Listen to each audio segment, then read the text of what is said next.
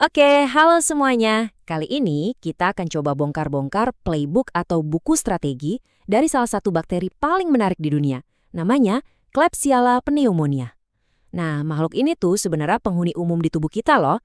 Tapi dia juga bisa berubah jadi super bug yang bikin ngeri. Gimana ceritanya? Yuk kita cari tahu bareng-bareng.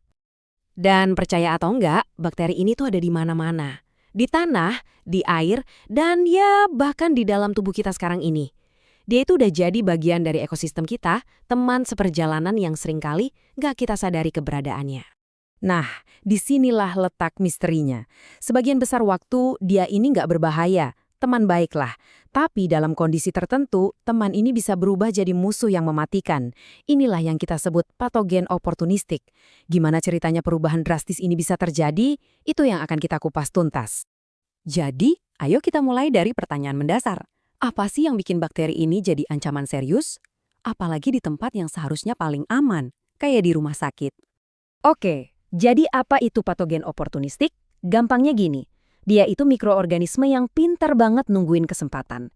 Pas sistem imun kita lagi lemah, mungkin karena sakit atau cedera, nah, Klebsiella pneumoniae ini langsung ambil kesempatan itu buat nyerang dan bikin infeksi.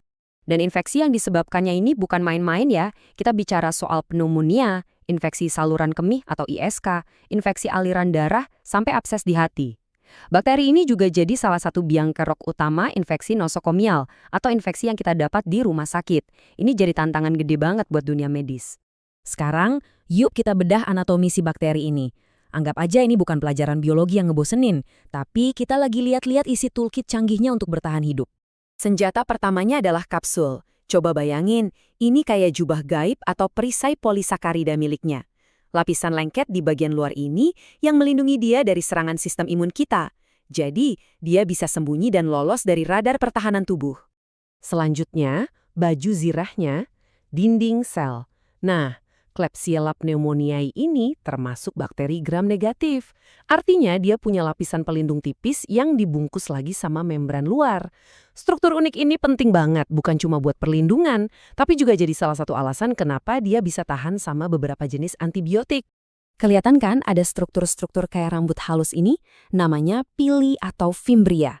Anggap aja ini kayak pengait atau tangan-tangan kecil yang dia pakai buat nempel di mana aja, mulai dari sel tubuh kita sampai di permukaan alat medis kayak kateter. Kemampuan nempel, inilah langkah pertama dia buat bikin koloni dan mulai menginfeksi. Tapi, senjata paling hebat dari bakteri ini sebenarnya bukan bagian dari anatominya. Rahasia terbesarnya adalah kemampuannya buat saling berbagi kekuatan.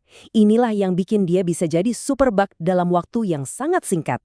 Pertanyaannya mungkin kedengarannya simpel, tapi jawabannya ini benar-benar mengubah cara kita memandang evolusi mikroba. Gimana caranya bakteri bisa jadi kebal sama obat-obatan? Jawabannya adalah horizontal gene transfer atau disingkat HGT. Ini pada dasarnya adalah proses di mana bakteri saling bertukar materi genetik.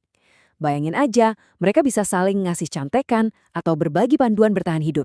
Lewat cara inilah sifat kayak kebal antibiotik bisa nyebar cepat banget di antara populasi bakteri.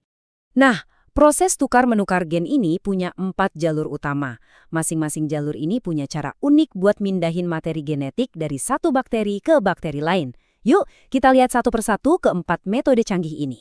Jadi ada 4 metode utama: transformasi, transduksi, konjugasi, dan vesiduksi. Keempatnya ini nunjukin betapa cerdik dan adaptifnya dunia bakteri. Luar biasa kan? Pertama, transformasi. Ini kayak bakteri memulung resep rahasia dari bakteri lain yang udah mati. Mereka menyerap potongan-potongan DNA yang ngambang di sekitarnya, terus dimasukin ke dalam DNA mereka sendiri. Kedua, transduksi. Di sini ada pihak ketiga yang ikut campur, yaitu virus yang namanya bakteriofag. Nah, virus ini kayak jadi kurir pengantar paket. Dia nggak sengaja ngambil DNA dari satu bakteri, terus nganterin ke bakteri lain pas dia lagi menginfeksi. Ketiga, konjugasi. Wah, ini mungkin metode yang paling terkenal nih. Jadi, satu bakteri secara aktif bikin jembatan buat nyambung ke bakteri lain. Terus dia ngirimin salinan DNA. Biasanya yang dikirim itu plasmid yang isinya gen-gen kebal antibiotik. Dan yang terakhir, yang keempat, vesiduksi. Di metode ini, DNA-nya itu dipaketin dalam sebuah gelembung pelindung kecil yang namanya vesicle. Vesikel ini terus dilepas dan bisa diterima sama bakteri lain. Mirip kayak ngirim surat yang isinya informasi genetik rahasia gitu. Oke, setelah kita tahu semua mekanisme super canggih ini, mari kita kembali ke pertanyaan paling penting. Terus, dampaknya buat kita apa? Gimana semua ini bisa jadi ancaman nyata buat kesehatan manusia? Jadi, kalau kita rangkum, ini dia faktor-faktor kunci yang bikin dia jago bertahan hidup. Pertama, kapsul buat ngibulin sistem imun. Kedua, kemampuannya bikin biofilm, semacam koloni pelindung yang nempel di permukaan alat medis. Dan yang paling penting, resistensi antibiotik yang dia dapat lewat HGT. Kombinasi ini yang bikin infeksi jadi susah banget diobati.